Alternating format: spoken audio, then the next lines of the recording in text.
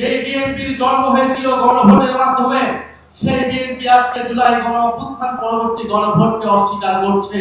বাংলাদেশের প্রত্যেকটি প্রতিষ্ঠানকে নতুন করে যে বিএনপি দলীয়করণ করছে, এটা আওয়ামী লীগের পথে বিএনপি বাংলাদেশকে এগিয়ে নিয়ে যাচ্ছে।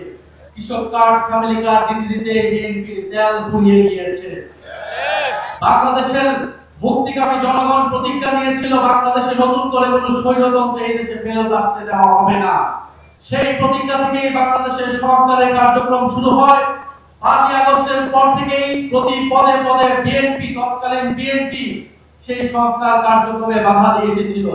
একটা পর্যায়ে তারা বাধ্য হয়ে ঐক্যমত কমিশনে আসে, কিন্তু ঐক্যমত কমিশনে এসেও প্রত্যেকটা গুরুত্বপূর্ণ সংস্কারে তারা নোট দিচ্ছেন, অর্থাৎ তাদের বাধা, তাদের অসম্মতি তারা জানিয়ে এসেছে।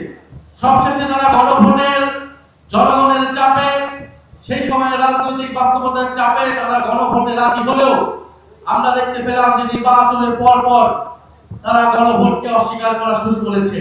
যে বিএনপির জন্ম হয়েছিল গণভোটের মাধ্যমে, সেই বিএনপি আজকে জুলাই গণঅভ্যুত্থান পরবর্তী গণভোটকে অস্বীকার করছে।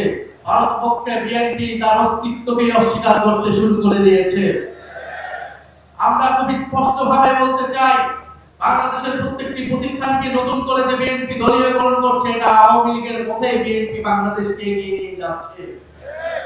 বিএনপি যদি আওয়ামী লীগের পথে, পুরনো স্বৈরাচারের পথে এই দেশকে এগিয়ে নিয়ে যেতে চায়, তাহলে বাংলাদেশের জনগণ আবারও রুখে দাঁড়াবে, বাংলাদেশের তরুণ সমাজ আবারও রুখে দাঁড়াবে, বাংলাদেশের জুলাই গণঅভ্যুত্থানে অংশগ্রহণকারী প্রত্যেকটি ছাত্র জনতা আবারও রাজপথে দাঁড়াতে বাধ্য হবে।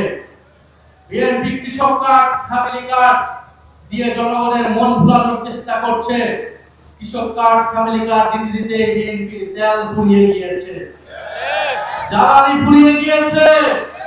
অথচ মন্ত্রীরা সংসদে বলছে কোনো জ্বালানি সংকট নাই, বাস্তব সমস্যাকে অস্বীকার করছে, অর্থনৈতিক সমস্যাকে অস্বীকার করছে, দেশে আইন শৃঙ্খলার যে ক্রমান্বয়ে অবনতি হচ্ছে সেটাকে অস্বীকার করছে বর্তমান সরকার। আমরা সর্বাত্মকভাবে এই সরকারকে সহযোগিতা করতে প্রস্তুত ছিলাম দেশের স্বার্থে, জনগণের স্বার্থে, কিন্তু বিএনপি সরকার সেই সকল সহযোগিতা নেওয়ার সকল দরজা বন্ধ করে দিচ্ছে। বিকাশ পেমেন্টে 10,000 টাকার বেশি অফার, শপিং চলছে তো। আমার জানা নেই, যারা এখানে অভিজ্ঞ আছেন, মুরব্বী আছেন, তারা বলতে পারবেন বাংলাদেশের ইতিহাসে এত কম সময়ে, মাত্র 2 মাসে কোন সরকার এতটা অজনপ্রিয় হয়েছিল কিনা। বিএনপি সেটা বাস্তবে প্রমাণ করে দিয়েছে। এই সরকার 2 মাসে যতটা অজনপ্রিয় হয়েছে, আমরা জানি না আগামী 6 মাসে তার পরিণতি কি হবে, তার অবস্থান কি হবে। আমরা দেশে কোনো অস্থিতিশীলতা চাই না। আমাদের দাবি একটাই, গণভোটের গণরায় বাস্তবায়ন করে জুলাই গণঅভ্যুত্থানকে প্রকৃত সম্মান দেওয়া, জুলাই শহীদ পরিবারকে প্রকৃত সম্মান দেওয়া, যোদ্ধাদের প্রকৃত সম্মান দেওয়া।